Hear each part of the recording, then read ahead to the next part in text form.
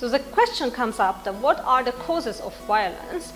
Although the 21st century is one of the most peaceful ones compared to the last few centuries, there is still wars and lots of violence is happening in the world, where the humans are a big victim of this violence. So what are the main causes making this violence happen? There are several levels which explains why violence is still so much actual and so much happening. The first one is the biological reasons. The biological reasons explains that the humans with several mental illnesses or some kind of biological reasons, genes or background, can affect their likelihood of being a victim or a perpetrator. Also, there's also research done by different psychological institutes and neuroscience which cannot really tell if some kind of mental illness is making a person more violent. Severe experience of facing violence at childhood, they are more likely to be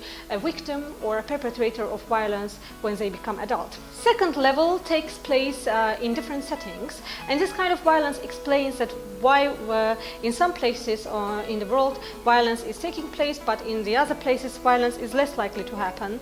And this is the reason, the main reason for that is the settings where, for instance, drug abuse and drug trade is happening. So there is more likely to have some gangs and violence against youth. Third level of violence happens between the relationships, and it usually happens in terms of power relations, at home, at workplace, or in different settings.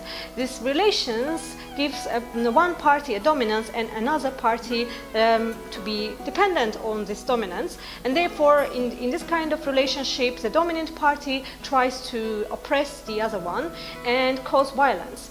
The fourth one and the final one, the final cause, is that it's not just about the setting or a person's background or its biological reasons, but it's more about the policies and structural reasons coming by the state.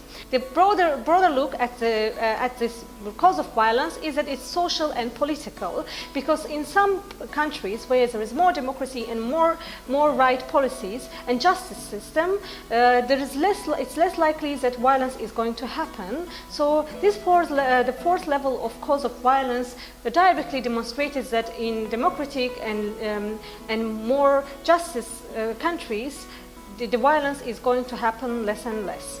As violence is really serious health, economic and political problem, there is a huge need to prevent it. So there are certainly several levels of preventive methods which tries to prevent violence in different times. The first level is usually the primary prevention. Primary prevention of violence is trying to prevent violence before it happens. This is the best way of preventing violence. However, it's not very common, and it usually lacks lots of policies and programs so that violence do not happen in certain places. The second level of violence prevention is intermediate prevention, which is just intervening when there is a need. So, for instance, when the wars are going on, when there is a war happening, the intermediate prevention is just going and helping the victims or wounded people or soldiers and so on. So, showing this prevention when there is a need. Third level of prevention is an approach that focuses on the prevention when after the violence is happening. Its target group is usually the perpetrator or the victims. It tries to assist both victims and perpetrators by reconciliation, rehabilitation, or any kind of medical assistance. Violence prevention can also happen by targeting the groups. So in terms of this categorization, the first prevention is usually universal prevention. This is the prevention that focuses on all kind of target groups all around the world. So it can be programs at schools on violence prevention, it can be peace education, it can be non-violence education at schools or workplaces. So this kind of universal intervention of violence prevention is usually for everyone. The second one is selected intervention. Selected intervention is usually having a certain target group when there is a need. So this kind of target groups can be marginalized group or in a setting where there is a background and information that much more violence is happening. So this kind of selected intervention is very specific. And the third one is indicated intervention, and this intervention is directly targeting an individuals and having an individual approach for preventing violence. In both industrialized and developing countries, more focus is given on intermediate prevention of violence, which is, as we explained before, it's intervening when there is a need.